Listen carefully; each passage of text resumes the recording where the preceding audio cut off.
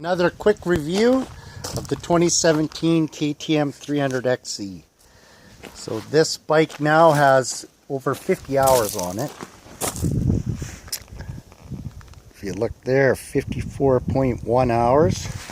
And we'll go right from one end to the other and we'll have a look at what a bike looks like after over 50 hours of use. So what you see here is the second tire this bike's had. The first tire lasted 32.5 hours. Awesome tire. It was the Geomax. I switched it up for a Kenda Southwick. Not very impressed with this tire. It's ready to be changed and it never did anything great. As you look down the bike, the wheels are a little bit scratched up. That's mostly from tire changes and then running it in the brush and the bush and stuff. That's pretty much what I do, is cross-country style racing and riding. And we look down onto the discs. The discs, a little discolored, no grooving. So that's pretty good. I know they're straight. I could put this thing up on a stand and spin the tires and nothing rubs. Back brake pads. Lots of meat left on those. So that's a good thing. I guess I'm not a brake dragger.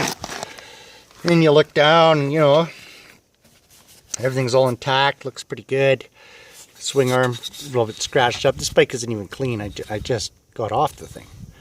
So, you know, there might be a bit of dirt you're going to see in the video here. Come down, linkage, it's all good. Clean, it's like no grease or grime, and nice and good. Spring, still nice and white and bright. Silencer, it's been dumped a few times. Silencer's scratched up. Pretty good. But you know, for a stalker, I think I'll get my life out of this. Maybe change it up for an FMF. Come down in the plastic, regular kind of bush style scratches you're going to get on your plastic. Everything's still tight on this bike. Gear changer, nice and tight. Doesn't rub or bump on the pipe, so no rattling. Down at the foot pegs, still nice and sharp. Nice, you know, free movement, all that stuff. Come over here, and the brake pedal, nice and straight still. Nice and just kind of polished from the boot. Awesome, I like that. Engine cases, a few little scratches, nothing too crazy. The pipe, even the pipe's pretty good. It's got the one, you know, decent sized ding in it. I don't know. I don't think it really hurts performance too much. The thing still reps. Up here on the seat now, oh no, another one. So this is the second rip I have in the seat. The seat cover's paper thin. The Yamaha seat cover on that bike there that I just shaved the seat down on is super thick in comparison. It'll probably last a few years. This seat cover it needs to be replaced. So they could do a better job there with a better seat cover. Plastic's good. It's pretty strong. Doesn't seem to get hung up on anything. You know, a little bit scratched up. Nothing too crazy. So let's check the rad. I've checked it a few times, never had to top it up. And every time I've checked it, it's been good. So we'll just check it and we'll see. There it is. And it's right full. Right full. So this bike has 54.1 hours. And haven't used a drop of coolant, and it's got a race on it too. And I'm, you know, I ain't no pro, but I'm expert level rider, and I do pretty good at some of the races. Other ones I don't do so good, but I can get a motor hot. I can boil that bike over in a heartbeat. I can boil that bike over in a heartbeat. Well, that bike looks like it's been boiled over a few times.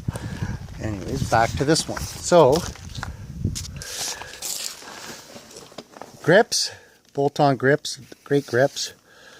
Mine's a bit tore up just from having a few spills here and there. This is the kind of damage you're going to see. Same with these flags they have. Their lever protector, you know, even scraped inside. I don't know how that happened. The levers, these are really, it's hard to say that they're crappy levers, because at the same time they're good levers, because they will bend.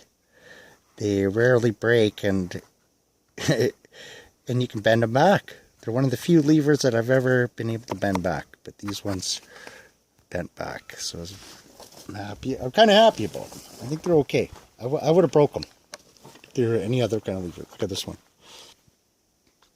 Same thing. Awesome brakes, still working great. Love the brakes. Air fork. This is just a dream come true. Maybe because I'm not like totally pro and I can be, this is the settings I need and and just set it up and go. I'm always changing this. If I get arm pump, I just let a little air out of the valve over here on the air side of it. Just little quick, and you're good, man. This thing just plush. It can be as plush as you want it to be, depending on how low your air pressure you choose to run in it. You look down the bike here, keep looking, the radiator's all in good shape, sturdy, everything is tight still on this bike. There's nothing loose on this bike. There's 50 hours, I mean, and not easy hours. These are pretty good, you know, I can rip it. Sometimes I can really, if I'm feeling it, I can wring this thing out and yeah, it's, you know, spitting out dirt and everything, doing all the crazy stuff that they do, kicking sideways and getting, you know, this is scaring the hell out of me. So I love it. Just an awesome bike. Low end power, mid-range power. It's all there, but really the throttle's like a dial on this one, and it starts off soft. So there's no jerkiness to it, and you know, your clutch is your friend on this bike. You can just feather that clutch and grab a few RPM, make it hop and jump off of every little rock. Just, it's very fun, very light. Very flexible, very tunable. Carry on with the review here, and you know, the front tire, same thing. A few little scratches, mostly from tire irons. Spokes are all tight, same with the back wheel. The fork, my last review, I thought I had a weeping fork seal here, and in the manual, I finally got the manual about 3 months after getting the bike. I got the manual, and it tells you to remove this little dust cover, clean it out every once in a while, and your fork seals won't leak. So that's what I did, and it stopped leaking.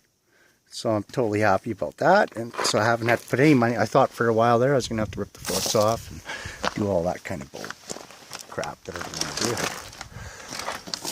do. Up here, the same thing with the flags, the hand guards, whatever you want to call them, scratched up, no big deal. Everything's all good. Same thing. This one's a little worse. I guess I fall more to the left. I'm not sure. Down here, the fender. Lots of, you know, sticks and stuff have hit that. So that's a little bit beat up. Easy thing to do about 100 hours in. Maybe change out the plastic. That sounds good to me. You roll down it. Same thing. Let's look at those front brake pads. Ew. Not as good as the back ones. So obviously I guess I'm using the front brakes more, or not dragging my rear or something. But yeah, I might have to get a new set of front brake pads soon. I'll put that in my next update. Clutch lever, clutch control on this bike is perfect. It never changes. Hydraulic clutch, so it never changes. The pull never changes. The feel, the actuation point, all that stuff always stays the same. Totally cool. Just, you know, really sucks when you break them because they cost a whole pile of money. So, luckily, hasn't happened. Come on down, same thing. Radiator's nice and tight. They got these nice, strong shrouds that they actually tote as kind of acting as a radiator brace, and I think they do. I've dumped this thing quite a few times. You know, you're out there ripping around, get it too many wobbly pops in you, and Yeah, dump her over a few times here, down here on the gas tank. Got lucky here, skidded her out. Big log across, and then I knew the road was up above. I hit the log, tried to jump up to the road. Made it to the road, but the bike was right on its, pancaked on its side when it hit the gravel across the road. Luckily it didn't pop a hole in the tank, so that's a good strong tank, I would say. Plastic again, scratched up a little bit, nothing too bad. Down, you look at the seat, there's the bad one. Ugh. These things are crap, like really. Paper thin. Glue gun. That helped that. It would be a lot worse by now. That was probably about 40 hours in, so 10 hours I'm going to wrap around with a glue gun seat cover. But I'm going to be getting a new one soon. Fenders are all straight still, and no cracks. And no discoloration in the plastic. The Yamaha that I previously owned with discolor, get these white streaks and stuff. It looks really darky. So I'm kind of happy about that. And you come on down, and here's like even this thing, the shifter, it's super tight. Nice and tight. No leaks. I got my little dorky little fuel filter. I always get to know that it's full and I have fuel, so it just, in a heartbeat, you know what isn't wrong. So that's good. And you come down and down the swing arm, a little bit scratched up, a little bit of spray off the chain. Sprockets, awesome, holding up great. Perfect. Here comes the kid. He's got the little again, scratches on the wheel. But that's her, folks. This is the KTM 2017 KTM 300XE. Over 50-hour review video. You're just filling up? Yep. Then what are you doing? There's no gas in here. Yeah, you're out. You have any gas in there? I don't know. I'll see what I can do.